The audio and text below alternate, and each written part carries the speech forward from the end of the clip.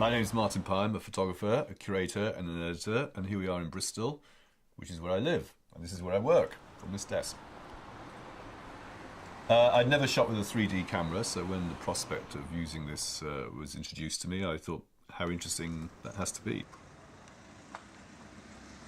I've seen 3D films, but I've never actually seen 3D camera or photos, so it was very exciting to actually use this for the first time and see it really work. It does really work.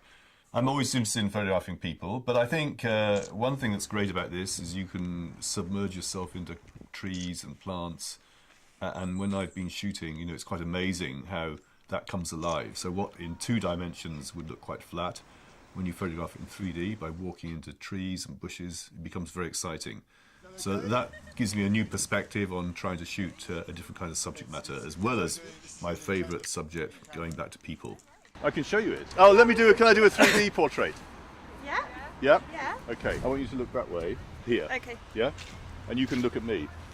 I think it's good at sort of bringing alive complicated situations and making them more interesting. I was shooting at an airport the other day with lots of ads in the background and people in the front, and that's really interesting to see how it just brings everything alive. It makes it so much more interesting.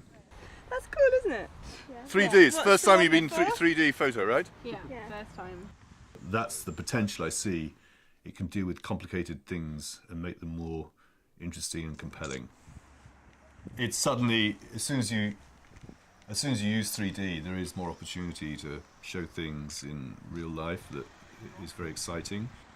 I don't think the relationship particularly changes if you're using 3D. It's you're still got the subject out there in front of you. It's in real life. You see in real life in 3D, so of course it's more akin to what you actually see. I'm used to interpreting the world through photography, so it's the same, but it's more a little step nearer reality. I love this idea of it being a game and a camera. I mean, that's the great thing for me. It looks like a game, but it's a camera. So this is a pioneer in terms of disguised technology. My advice for people using this camera is to get stuck in and use it. I mean, it's very exciting because just seeing the results on the screen here is something that you've never seen before. And the great thing is, because it's a form of disguise, you can come in and photograph much closer in the public, in the streets, than perhaps you would do with an ordinary camera. So take advantage of that and go in close and be nosy and be pushy.